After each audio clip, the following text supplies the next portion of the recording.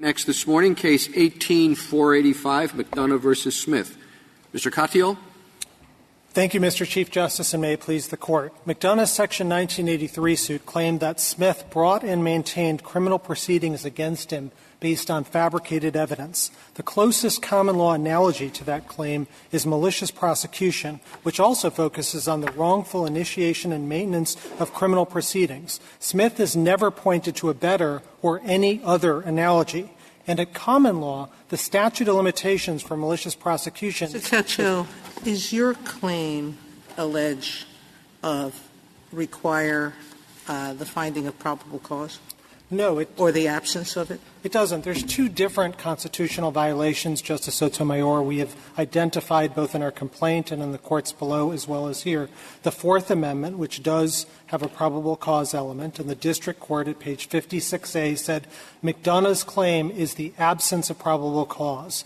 And so with respect to the Fourth Amendment, with respect to the Fifth Amendment, the elements don't actually talk about don't talk about probable cause. Instead, they talk about is there a reasonable likelihood that the indictment. Why do you need an acquittal? That at least is the government's position. Yours is not quite that. But why, if we're going to import malicious prosecution, that waits for a favorable termination?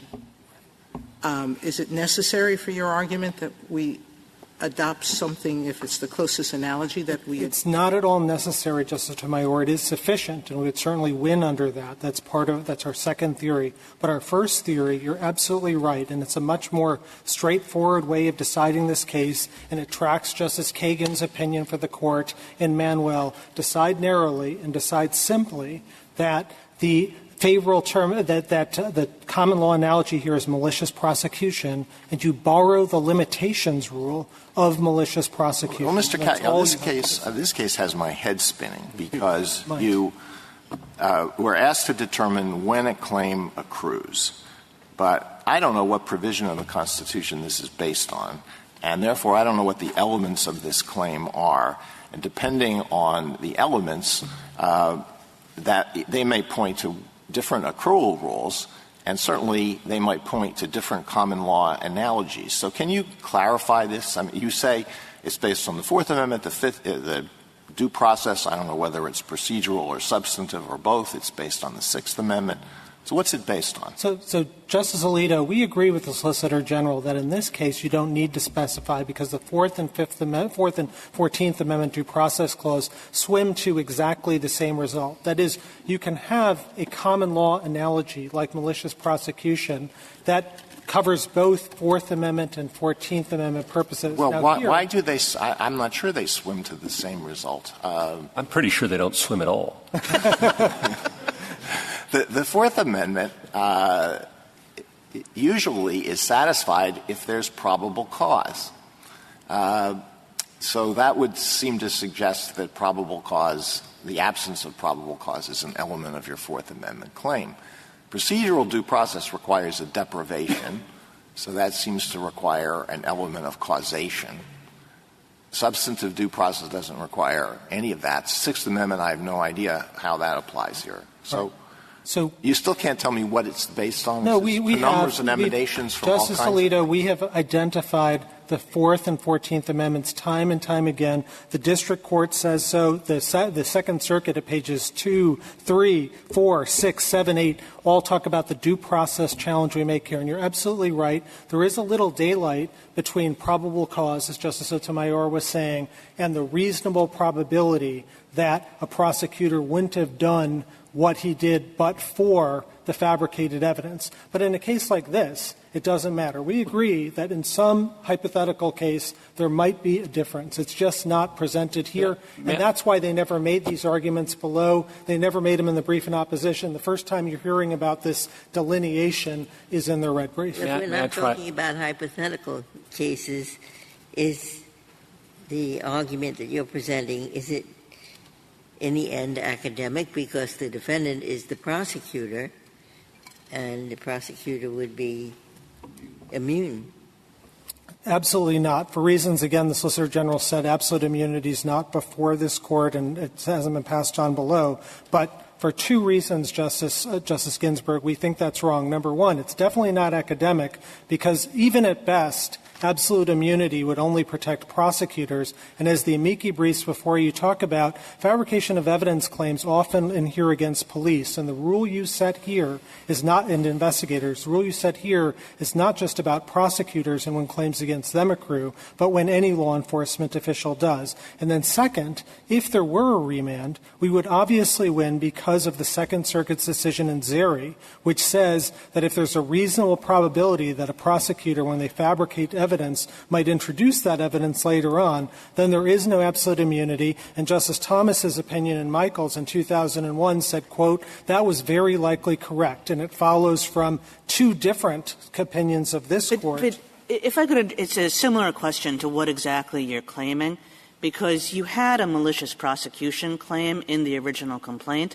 and that was the one that the courts below dismissed on these prosecutorial immunity grounds. So how is this claim different from that claim? And I guess I had thought that one way it would be different was that this claim is just about the use of fabricated evidence. Is that what you're claiming?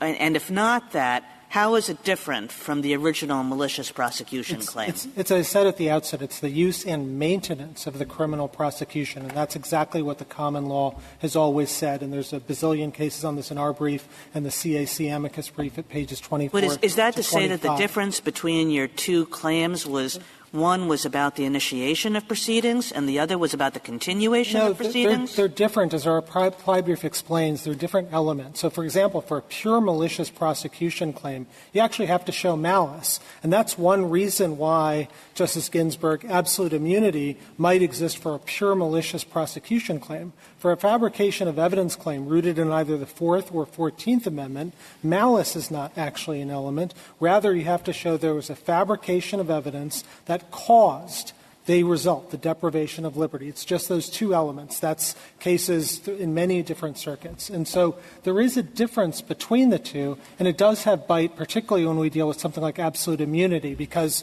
absolute immunity, one of the hearts of it, since this Court's decision in 1871, is that this Court won't second-guess the purity of motives of a government official. And obviously, malicious prosecution, qua malicious prosecution, forces a court to do that. So there's a stronger argument. When you allege the fabrication of evidence, you're saying you're not necessarily alleging malice? It's not necessarily an element of the complaint of a fabrication of evidence claim. That's how every lower court, to my knowledge, has interpreted it. There still would be some sort of recklessness or some sort of mens rea, but it wouldn't necessarily be the actual malice that malicious prosecution required. So you think that the reckless presentation of evidence that turns out to be false constitutes the fabrication of evidence? That would support your claim? It certainly could, Your Honor. Of course, that's an element of the offense. That's not what's presented here. You granted certiorari on the very limited question of what is the limitations rule for claims like this. And there are all sorts of policy reasons why we think you should adopt a favorable termination requirement, at least as a limitations rule, because it will avoid collateral proceedings and duplicative proceedings. How do we adopt a favorable termination requirement for purposes of a limitations analysis only? It would seem to me it's either part of the claim or it's not part of the claim. And I would have thought that plaintiffs in your client's position normally would say it's not part of the claim because it's a higher burden. And it's only because of the happenstance here that we want a longer limitations period that we want to tack it in and create this rather bespoke tort that we cannot identify where it swims from or to. Right. And I just wonder whether we're kind of coming at this one backwards. And before deciding how long the limitations period is, we ought maybe to take a case where we decide whether it exists and what its elements are without the complication of addressing the limitations period where litigation interests may be slightly different than they would be in the ordinary case. So, Justice Gorsuch, this Court has said in several times that there is sometimes daylight between the limitations period and when a cause accrues. Think of Justice Scalia's opinion. Pretty unusual, though, right? It is unusual, but Wallace is a very good example of that, particularly footnote 3. And here I think that makes sense. We usually say, though, the limitation period starts to run when all of the elements are present. I mean, everyone learns that in the first year of law school, right? Not where I went to law school. Well, that may be true. That may be true. And I you know, maybe not where I went to law school either, but one should learn that in the first year of law school. Can we agree on that? We do agree that is the standard rule, but for claims like this, actually makes a lot of sense. Think about Wallace, because in Wallace, the Court said there is a daylight, and the reason for that is it cited Section 187 of the Wood Treatise, and that very sentence it cited said, yes, there's daylight not just for the false imprisonment claim that was at issue in Wallace, but also for malicious prosecution. It's the same sentence, and it makes particular sense here because the reason for malicious prosecution's favorable termination requirement is not really that it's an element of the offense, but rather that it voids all of the policy concerns that we talk about in our brief. So if you look at Keaton's treatise, this is cited in our reply brief at page 8, it says the following, quote, "The requirement of termination is probably a matter of ripeness, a belief the malicious prosecution action should not be tried at a time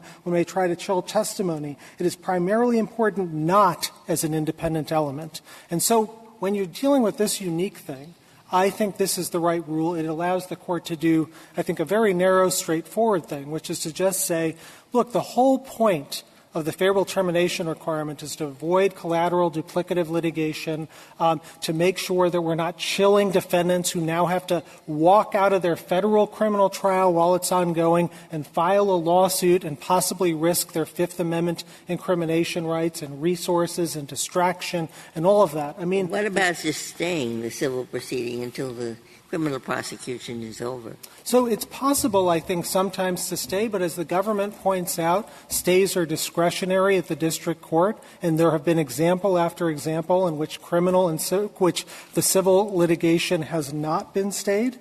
And I think it's important to note that the only policy argument they've been able to come up with, Justice Ginsburg, for that stay idea is the idea of faded memories or something like that. But here you've got the government of the United States representing most prosecutors, the lion's share of prosecutors, saying, no, we're not as concerned about that, and those problems of faded memories occur just as much under their rule because they adopt a discovery rule, so it can be years later, and also this Court's decision in Heck alone will delay many of these claims for anyone who has been convicted. So weighed against whatever you have on faded memory, you've got duplicative litigation, the fact that people in the real world won't file these lawsuits if they're facing criminal trials, which is what their rule requires, and that'll lead to less deterrence and undermine the compensatory rationales of Section 1983. What torts would you bring, tort suits would you bring under state law on these facts? Under state law, it would bring something like the tort of malicious prosecution. Yes. There is no separate tort. I don't know that there's a fabrication of evidence tort. There may be some criminal remedies or something like that. But one of the points of Section 1983, a historic point, has been to provide a federal remedy, a federal cause of action in cases like this. So there's also, we've been really talking about two different theories led by Justice Sotomayor's question. One, decide only the limitations rule. Second, as Justice Gorsuch said, adopted as an element of the offense. There's also a third theory, the continuing violation theory. We have to win just any one of these. He's got to defeat them all. As Justice Ginsburg said. Before you go to that, Mr. Katyal, and maybe I'm just being dense here, but I'm still trying to figure out. You said it's for a state tort, it would be malicious prosecution. That was true of the other count in your complaint as well, the one that was dismissed. This fabrication of evidence claim seems to be, just a subset of that. There are lots of ways you can bring a malicious prosecution. One is by fabricating evidence. One is by doing something else. How is it a different claim? Well, because I think for 1983 purposes, when this court does the analysis that you prescribed in Manuel, going back to Kerry versus Pifus, you use that as the starting point. You look to the analog, and you can have two different claims, malicious prosecution, a pure one, or fabrication of evidence, that both look back to that common law antecedent, but as applied. Right. I guess I'm struggling with how it's a different constitutional claim. I understand how there might be two different constitutional claims that would look to the same common law precedent. But how is this a different constitutional claim? Well, there are two different claims here, the Fourth Amendment and the 14th Amendment, as I was saying to Justice Alito. Here, I don't think it matters, but I could imagine. No, but I'm talking about you had a count that was dismissed. How is this different from the one that was dismissed? It's different because, as I said earlier, the elements for a fabrication claim, at least for 1983 purposes, are different because they involve they don't involve malice and things like that. So it's just that's the way. But what are the things like that? Because the malice, I don't know. I mean, really? So malicious prosecution requires four things: the initiation or continuation of a criminal proceeding against the plaintiff, termination in the plaintiff's favor, lack of probable cause, and actual malice. And probable cause and malice don't apply to all fabrication of evidence claims. That's the way lower courts have interpreted it. May I reserve? Fabricating evidence, deliberately fabricating evidence, isn't malice? It often is. It's just our only point is it's not always. That's all. Just. Thank you, counsel.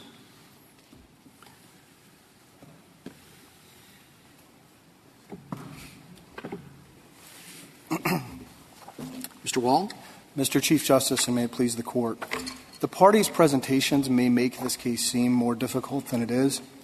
If petitioner were seeking damages for a conviction based on fabricated evidence, it is clear under Heck malicious prosecution would be the most analogous common law tort, and favorable termination would be an element of the 1983 claim. That's Heck itself. The same is a fortiori true when petitioner seeks damages for an indictment based on fabricated evidence. That's not simply akin to malicious prosecution. That's the essence of malicious prosecution at common law, being wrongfully subjected to the criminal process in the first place. Favorable termination is therefore an element of the 1983 claim. The limitations period began to run only upon petitioner's acquittal. That is, in the government's view, the straightforward and correct way to resolve the case. So it's always an element now. Before it was sometimes an element, but now it's always an element. Oh, petitioners I understand petitioner's first theory to be that it's sometimes an element or you can borrow. Swings in and out. To be clear, that has never been the United States' theory. We disagree with petitioners on his first and third theories. Why wouldn't we be better off, before trying to figure out what the limitations period is, actually take a case and figure out whether this tort exists and what its elements actually are, because even you and the petitioner cannot agree on the elements of this claim. Well, I guess, Justice And we don't know where it swims from. I don't want to speak for petitioner. I can tell you what the United States' view is, which is that petitioner had two claims. He could have brought a Fourth Amendment constitutional claim for a seizure without probable cause. Doesn't have to do with malicious prosecution. That's your concurrence in Cordova. That claim's not before you. He's got a common law malicious prosecution claim under New York law if he wants to bring that. His second constitutional claim is a procedural due process claim. It's akin to Agers or Brady or Giglio. It's no different than if there were perjured testimony. That's not only a Fourth Amendment claim. That's a 14th Amendment claim. That short of a seizure, I've otherwise been deprived of liberty. But there's a great argument for a case in which the matter's actually before us, and your compatriot doesn't agree with you that it's just a procedural Justice due process Gorsuch, if there were a circuit split on that or some reasonable disagreement, but the Court has held that there is a procedural due process claim with respect to fabricating evidence to obtain a conviction. The only question then is, well, what if they deprive your liberty in other ways short of a conviction? The courts of appeals have said that's also a 14th Amendment claim. We agree with that, and since the courts of appeals have been uniform on that, and there's just this timeliness question, I don't know that the Court needs to get into that merits question, but I'm happy to talk about it. I mean, we think the elements are you've got fabricated evidence, it's material to a deprivation of liberty, no different than if it were a Brady claim or a Giglio claim or an Agers-Mooney claim. I mean, all of them. Do you think that the element also includes favorable termination, and your compatriot doesn't, and we haven't had much consideration of that issue? And for one, I'm not sure I see why it would be an element. I mean, just to put it out there, pretty bad to use fabricated evidence whether you win or you lose, it seems to me.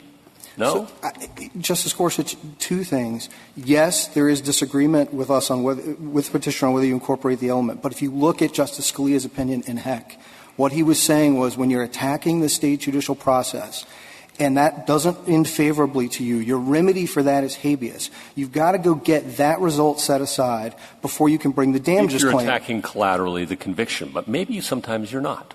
Well, but I think all of the reasons there why you're attacking the state judicial process are why the common law tort, the analogous tort of malicious prosecution, adopted this favorable termination requirement out of respect for the ongoing state criminal proceeding and out of a belief that that was the proper role for habeas, not for damages claims. So I agree with you. Favorable termination is not an element of the constitutional claim. We can prosecute a lying attorney who fabricates evidence and puts it in a trial, no matter how the trial ends, but it is an element of the damages claim under 1983. Can I pick up on Justice Kagan's question from earlier? How is a fabricated evidence claim different from a malicious prosecution claim? It would seem every fabricated evidence claim is a malicious prosecution claim, not the reverse. Oh, I think there is overlap in the sense that you'll often have the constitutional claim and you'll have the common law claim, but the elements are different.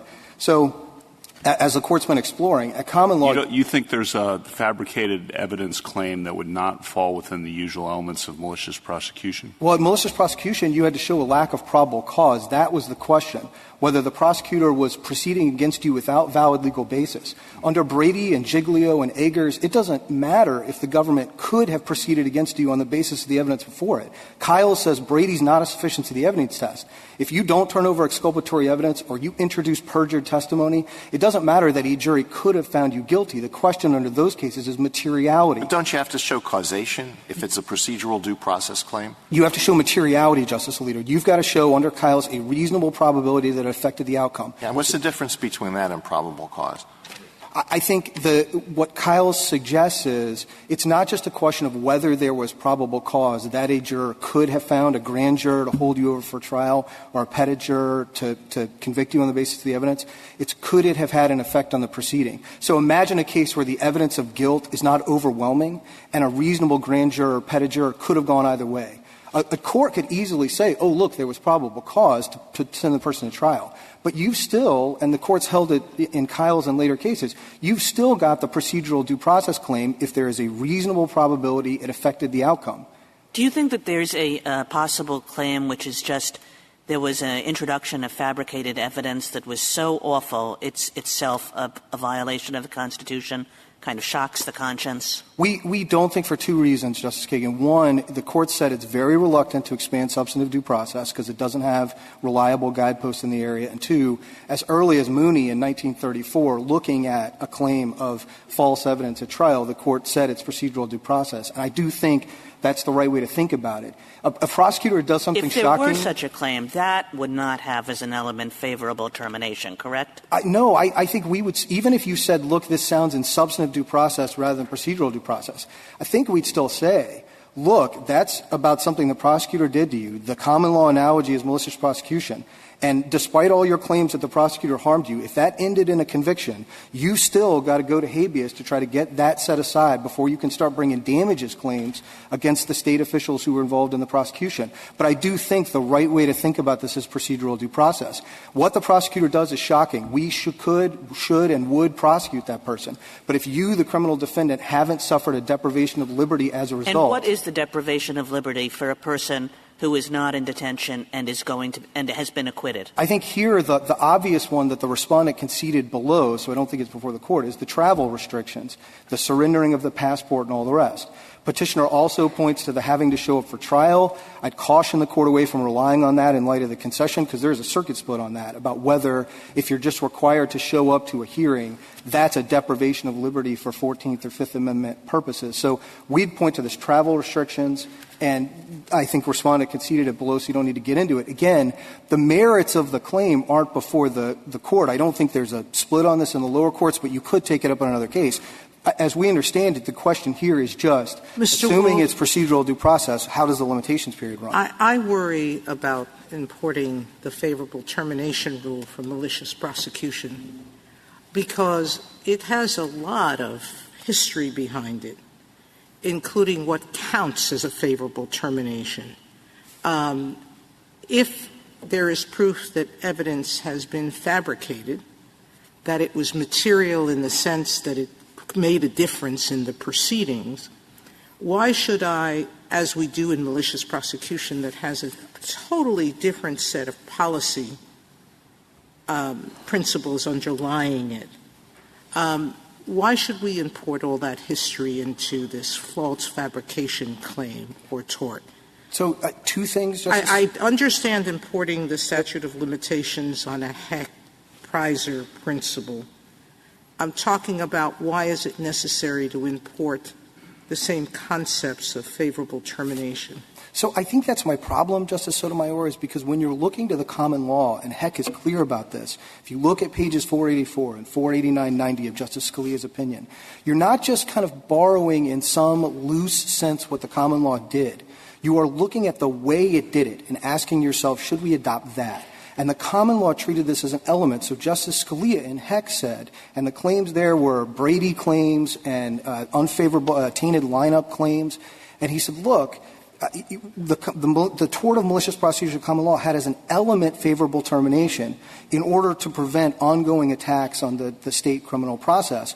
We're adopting that element, and so we're saying that the 1983 claim doesn't accrue.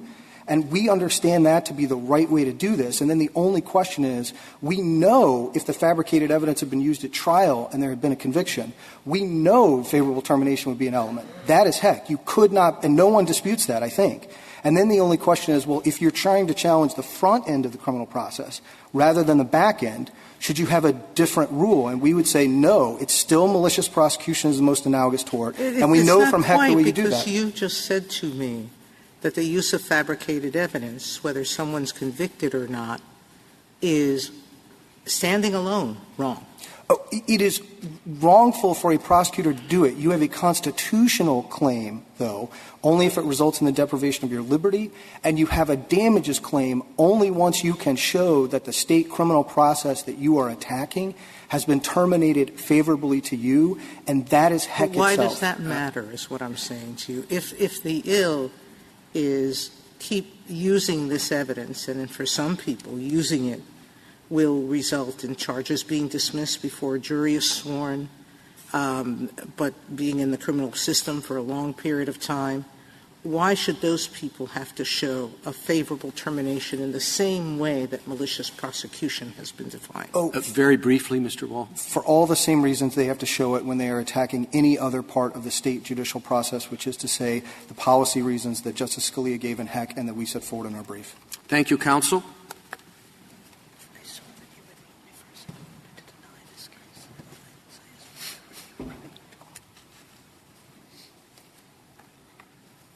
Mr. O'Connor. Mr. Chief Justice, and may it please the Court, let me tell you, my head has been spinning from this case for a lot longer than yours. What we've heard in parts of these arguments are rather incomprehensible statements. First, we have a pure malicious prosecution as opposed to, I assume, an impure malicious prosecution. It's what we common have. Law, what common law crime was most analogous? It's not a malicious prosecution claim, but if we're looking at the question is, how would you type it? What is the closest common law claim? There is none. There is no claim at common law when a prosecutor deliberately falsifies evidence in order to convict an innocent person? I'm not sure there is one, and I think that this type of conduct is so stunning and so in contradiction of our basic fundamental policies that it stands alone as a constitutional violation. Now, there are, of course, those criminal cases where after a conviction as a result of perjured testimony, that, of course, is a preeminent due process violation. However, in those cases, and I hark back to Justice Alito's exchange, the word materiality used in those cases is not used in the evidentiary sense. It is used in the proximate cause sense, and that is an element of the analysis in those cases. Well, you say that if there's a due process claim, it's substantive. And I find that very hard to fathom, because isn't it fundamental fairness? A fundamentally fair trial is what you're entitled to as a matter of procedural due process. And how can your trial be fundamentally fair if the prosecutor has just made up evidence to convict you? Well, I understand your point. I follow the route of shocking the conscience when it comes to categorizing this type of a claim. But I think reasonable people can disagree on where it actually falls. It certainly falls under the due process umbrella.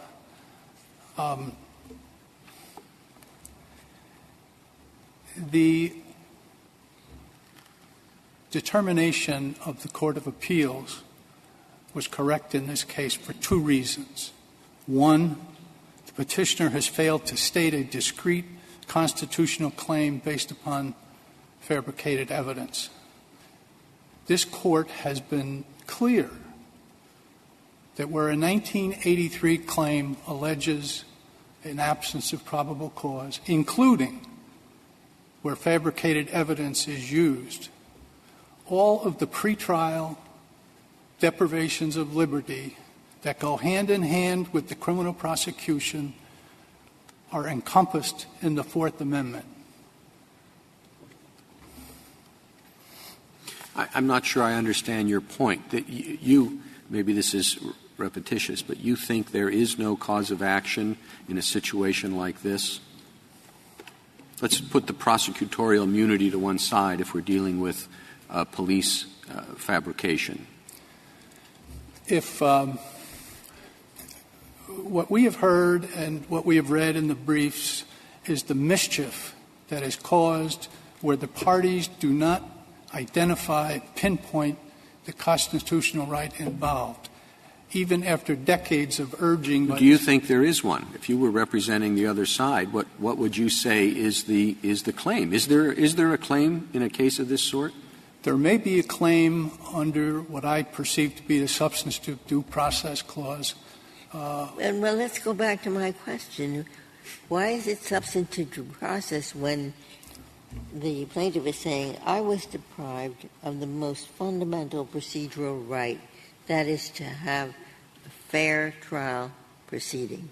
Why isn't that evidently procedural due process? Well, of course, you're right. The trial wasn't fair because this allegedly atrocious perjury was committed. But in terms of procedural due process, I think the procedures have not been challenged. It is the dramatic allegation that there was perjury throughout. But it was that what made it a corrupt process. Okay. I'm not going to dispute that with you, Judge Ginsburg. What remains of your argument if that's true? Pardon me, Judge? If it's a procedural due process violation, what remains of your argument?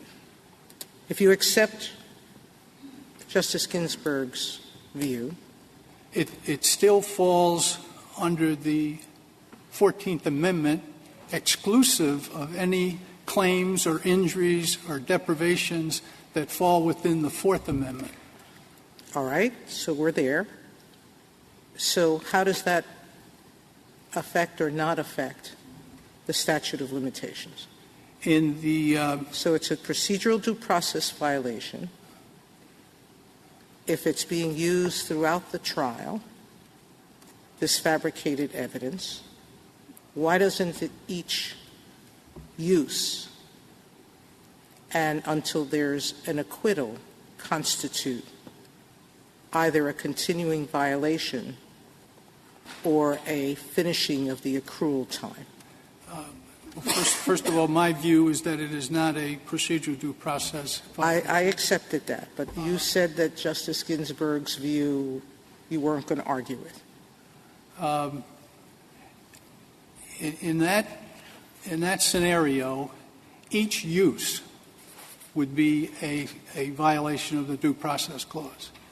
And since it's a isolated, distinctive use, it would accrue when it was used and when the defendant had knowledge of it. Mr. O'Connor, is what you're saying, and tell me if I'm wrong about what you're saying, because I might very well be wrong about what you're saying, but I'll just hazard this theory of it, which is when the claim has as one of its components that there's a deprivation of liberty, then it makes some sense to have a favorable termination date as as an element of that claim. But you're suggesting, as I hear you, you're suggesting that there's a claim that doesn't have anything to do with the deprivation of liberty. It arises even without and irrespective of any deprivation of liberty, just because of the fabrication itself.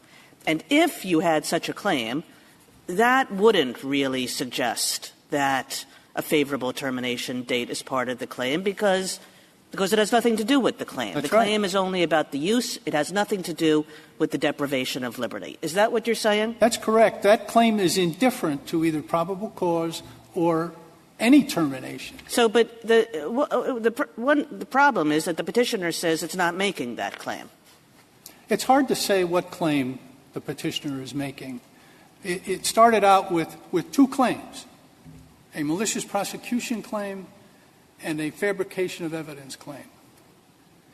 The malicious prosecution claim was dismissed.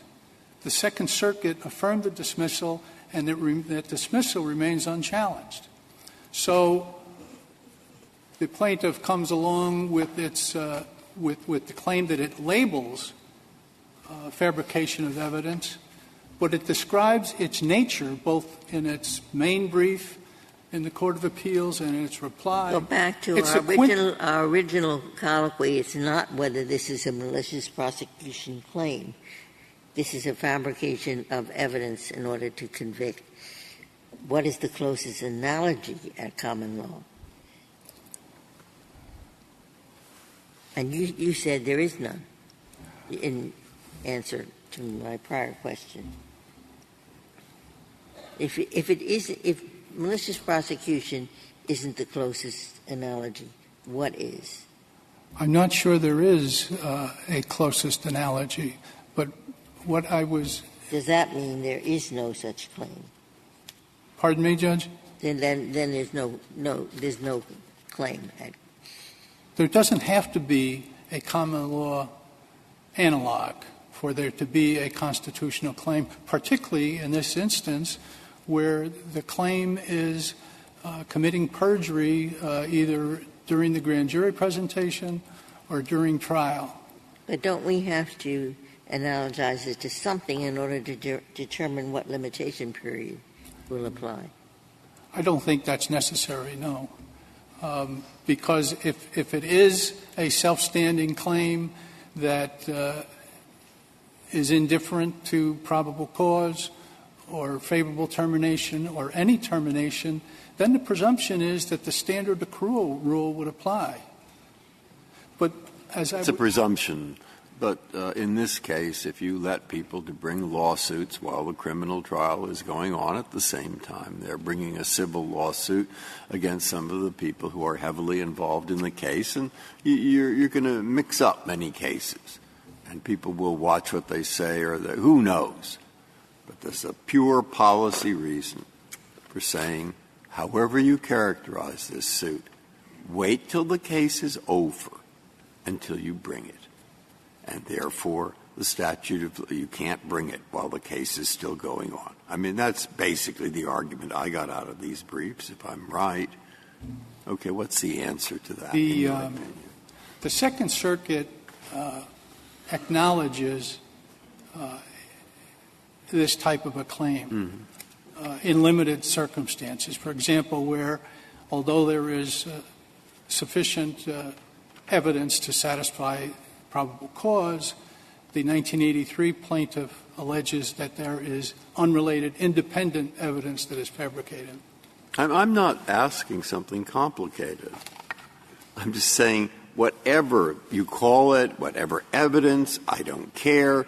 I'm interested in the policy argument that you shouldn't allow a person to bring this claim until the criminal trial is over.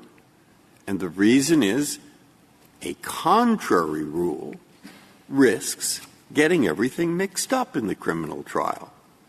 I take it, that seems to be an important argument against what the Second Circuit did. I'm just repeating myself, but I just would like you to deal directly with that kind of question. In both Heck. Whatever you want to call it in terms of characterizing the action, I'm not interested in that for the moment. I'm interested in the words that I used, mixed up.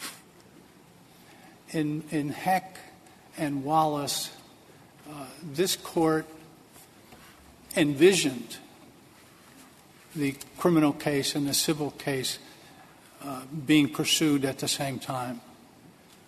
And in Wallace, the Court stated that under these circumstances, the district court is in the best position to sift through things and see whether a prudential stay is appropriate. Well, but, I mean, it's still problematic. Even with a stay, you have a complaint. I mean, I think it is a serious concern while the criminal prosecution is going on to say, well, let's file a lawsuit against, the assistant district attorney. And, that might see if that makes him a little less inclined, to enter into a plea agreement or other situations. It does complicate all that's going on in what for a criminal defendant, falsely accused, as it turns out, is already in a pretty dire place. And I can certainly see that suing the people who are trying to prosecute you may not be the best strategy. Well, in the Second Circuit, the prudential stay has been in use for decades with no untoward results. Well, how do you know that? I mean, by a prudential stay, you mean that presumably you have to file a complaint before you can get a stay, right? Yes. Well, then that seems to present most of the problems that are at issue. Sure, you have a stay so you're not taking the depositions of people who are also testifying in the criminal case, but you do have to spell out your allegations, and that can certainly be very prejudicial. Well, I think there are requiring the case using the traditional accrual rule provides a prompt appraisal of what possible misconduct may be going on. It enables the municipal employers and officials to review it, to investigate, and to preserve records. And it is also fair to the plaintiff to be able to pursue these claims, some of which have nothing to do with the outcome. And therein lies the valuable role of the district court. So I think that I'd be disappointed if the court sacrificed the correct to the convenient. And there's something to be said for maintaining, particularly in this area where there's a lot of confusion, maintaining an orderly approach to accrual. I'm sorry. If this behavior, if it's true, I'm not assuming anything. If a prosecutor fabricates evidence, and you said it's stunning and shocks the conscience, that's how you described it. Yes. Why would we care about how long it would take to seek redress from that prosecutor?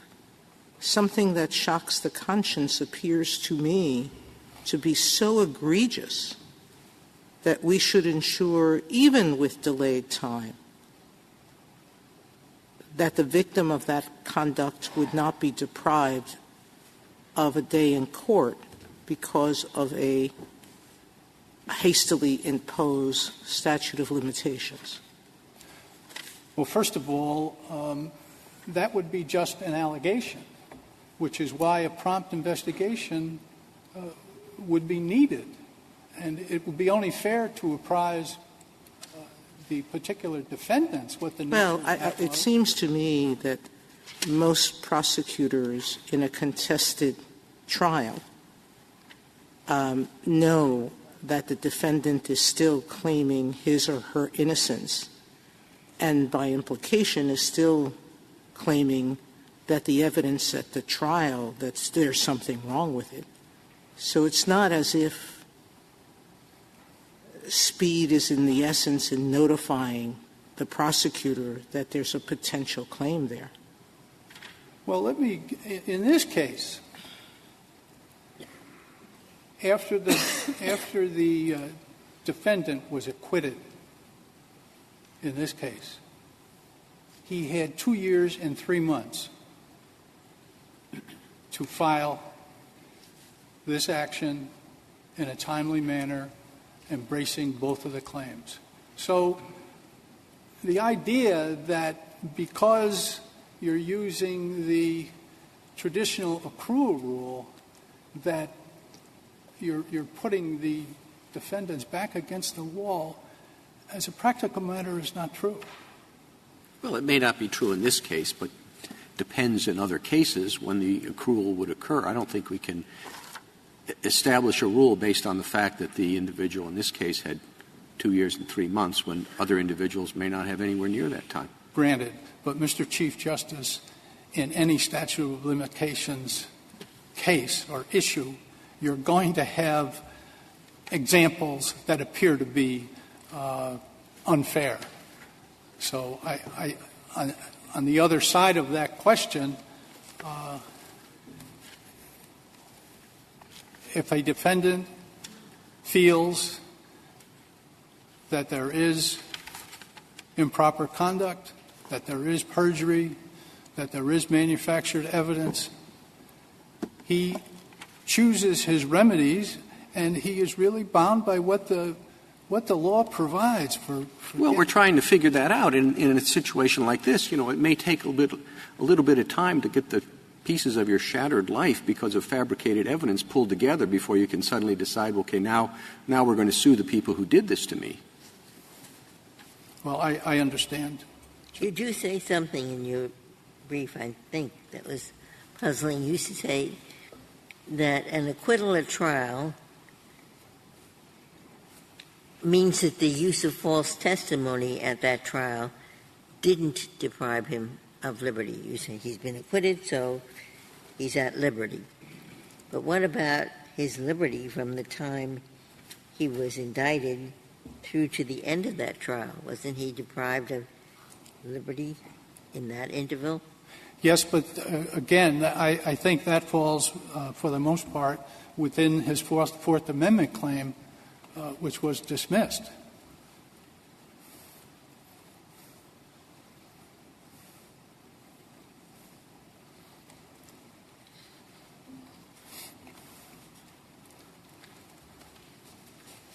So, to continue with my argument. But now you're saying he was deprived of liberty, but not for due process purposes, only for Fourth Amendment purposes? I'm sorry, Judge, I couldn't understand. You said he was deprived of liberty by having to undergo a trial. He was deprived of liberty. But you say... I'm not sure that just being compelled to undergo a trial constitutes a deprivation of liberty.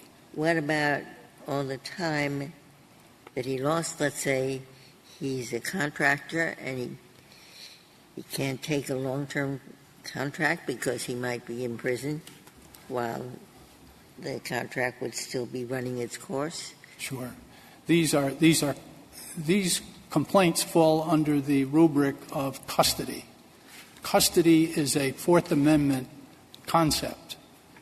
And that type of a claim, that type of damage would come under the Fourth Amendment umbrella, under the constitutional division of labor that this Court set forth in footnote 8 of Manuel. I thought that division of labor was about things that happened prior to judicial process starting and things that happened afterward. No, that in fact involved all pretrial deprivations of right up to the time of trial. And when you read Albright and you read Manuel, I mean, the court is basically saying to the due process people, stay the heck out of this area. This is occupied by the Fourth Amendment. So the problem that the petitioner has is most, if not all, of his claim has been dismissed. Look at how he has described the nature of his fabrication of evidence claim in his brief before the Court of Appeals.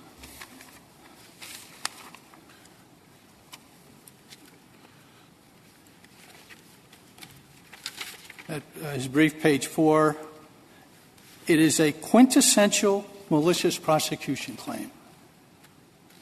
And he says the same thing in his reply, page 2. And then subsequently he says it's based on the initiation of a criminal proceeding based upon fabricated evidence. Your rule could encourage, correct me if I'm wrong, could encourage the filing of 1983 suits while the criminal process is ongoing. I didn't hear the beginning of your question, Judge. I'm sorry. Your proposed rule for this case could encourage the filing, the routine filing even, of 1983 suits during the midst of the criminal proceedings. Isn't that correct? That is correct. I don't discount that, yes. And that's not a problem, you don't think, in the orderly division of how this should proceed, to have the criminal process come to a conclusion, and then if there's going to be a tort suit, to have that follow on? Why isn't that not a more orderly? It may be more orderly, but it's incorrect. If there's not a legal reason to do it, I would discourage the court from doing it. If the claim has accrued, if all of its elements are... Well, just if the law is murky and we can choose one path or another reasonably as a matter of law, wouldn't we choose the more orderly, practical approach, which would suggest, I think, let's not encourage the filing routinely of 1983 suits in the midst of the criminal process? It's kind of a loaded question, Judge. Perhaps. I'll grant you that. But I just don't think it's the right way to go. This is an area that could use some rigor. It's kind of a thick, and I think. But on the rigor, you say that a stay is routinely granted in the Second Circuit, I believe you said. It is used in the appropriate cases. And doesn't the stay reflect the concept or the idea that it would not be orderly to have these two things going on simultaneously? I think it's more based upon a review of the claims in the specific case. And if the judge feels that, we better hold things up here because there is a direct conflict and one party may be prejudiced if they continue at the same time, I think that's really where the analysis is. So basically, the petitioner is asking the court, I know my malicious prosecution case has been dismissed, but I want you to review this claim as though it was a malicious prosecution claim. And in doing so, he is importing elements from a malicious prosecution claim into the analysis of the fabricated evidence claim. Now, 2 years ago, this court in County of Los Angeles versus Mendez warned that you shouldn't do this.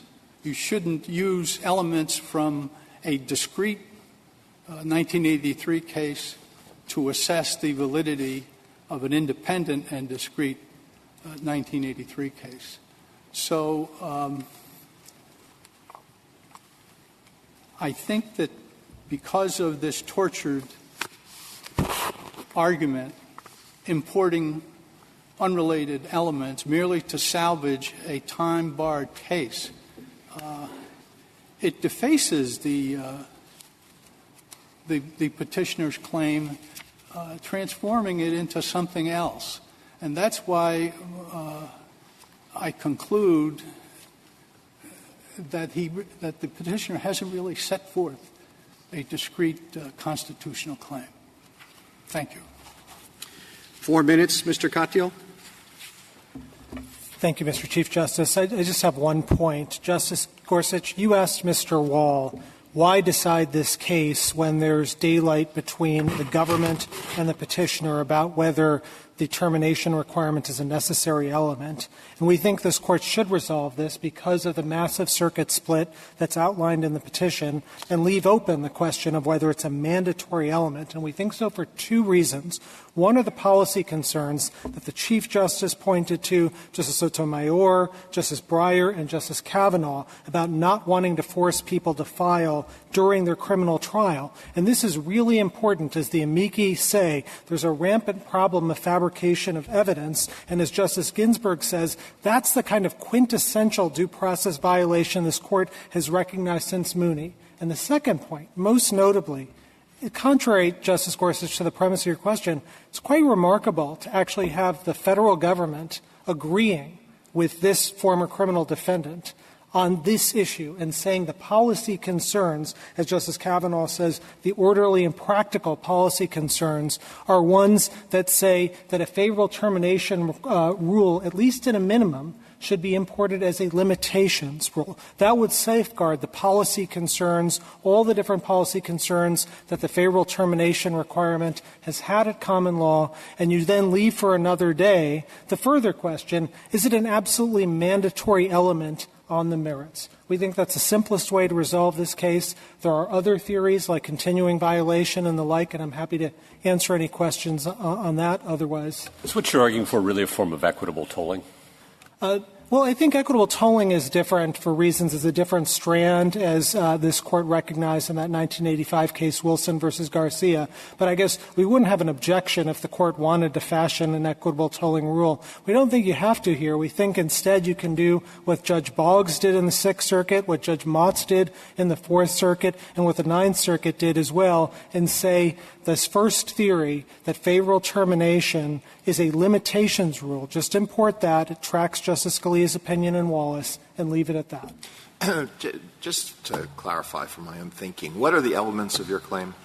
The elements of the claim are the four that I read to you earlier. So it's initiation or continuation of a criminal proceeding, termination of the proceeding, lack of probable cause. Oh, excuse me. That's the malicious prosecution for fabrication of evidence. It's fabrication of evidence caused a deprivation of liberty. It tracks very much what Mr. Wall had said in his presentation to you, and we agree very much that there is a difference between probable cause and the Fifth Amendment standard. So in every case in which someone is prosecuted, will there not be the deprivation of liberty under your understanding?